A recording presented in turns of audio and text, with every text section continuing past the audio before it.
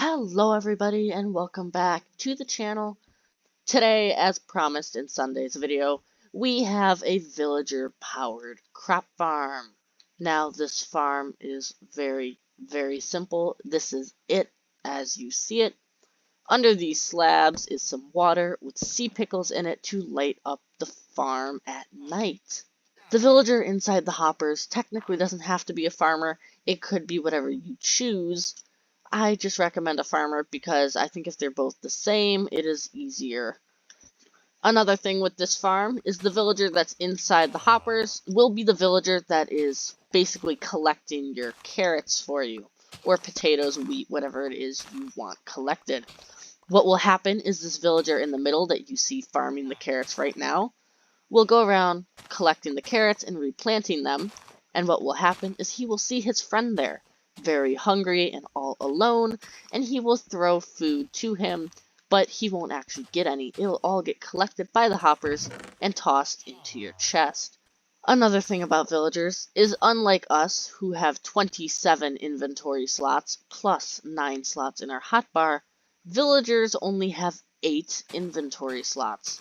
So the villager that you use in your farm has to have a full inventory of whatever item it is you wish to be farmed. For instance, this villager, I gave 8 stacks of carrots before I put him in here. Otherwise, he would not plant carrots, only he might end up planting a mixture of the two, and it could become very messy. And the villager that is inside the hopper collection system has to have an empty inventory. If this villager has any piece of food at all, the others will know and they will not throw food to him. Sometimes when farms like this stop working, it is because the collection villager has gotten a piece of food somehow. Do recommend building my villager breeder. I will link the video in the cards and the description below to ensure that they have no food in their inventory and your farm does not break. With that out of the way, let's get into the tutorial. For your use, there will be a materials list down in the description below containing every item I use to build this here farm. Let's get into it. Alright guys, so the first thing you're going to want to do when it comes to building your villager crop farm is place in the storage. So what I will normally do is remove 2 blocks in the ground and place our double chest in it. Next up, I'm going to place a hopper above one part of that chest, have 2 coming out of it in a straight line, another 2 at a 90 degree angle like so, and another 1 just like so. You will end up making a little bit of a hook shape. Now in this open hole right here, I will place a composter for the villager that will be sitting here. So now that we have our villager storage in, let's go ahead and start placing the water and the walls. First thing I'm going to do is place a roof over the cell where this villager will be sitting so that he can't jump out.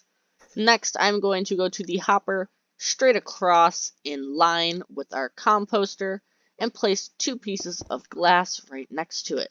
I'm also going to add 3 more pieces of glass right there like so to ensure that the villager inside farming for you can't jump out. Now I'm going to continue this wall of 2 tall blocks by 3. 1, 2, and 3. Now I'm going to do the same thing on the other side. So right here on the hopper right next to our composter, I'm going to come out by 4 blocks, 1, 2, 3, 4, and make it 2 tall. Now that you have your 2 walls of 4 blocks in like so, if you were to come to the center by 4 from each one, they should meet at 1 block. That 1 block is where you're going to place your water bucket. Now what you're going to do is you're going to go 4 blocks from this water source in one direction, and on that 5th block is where you will place your next water source.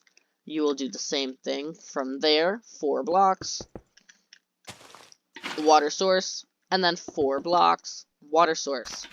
Now if you conjoin this last area here, you should have a perfect square of water sources. Now if you come out from the 2 open ends on your water sources by 4 blocks, on every single water source, just like so, you should end up with a pattern that looks like a giant hashtag. And what you're going to do is take your solid block 2 tall walls and continue it perfectly to make a square that completely encases this hashtag. Pause the video and come back once that step is done. Alright, so now that that hashtag is completely encased in a box of 2 tall blocks, you can go ahead and remove all the spacing blocks on the inside of this box that you use to figure out where to place your walls. Okay, so now that you have your box, you have your crop collection system, and you have your water sources in, the next thing to do is go ahead and till all of your ground, and then place your desired plant of choice to start growing. Pause the video and come back once you have the entire area filled with farmland and crops.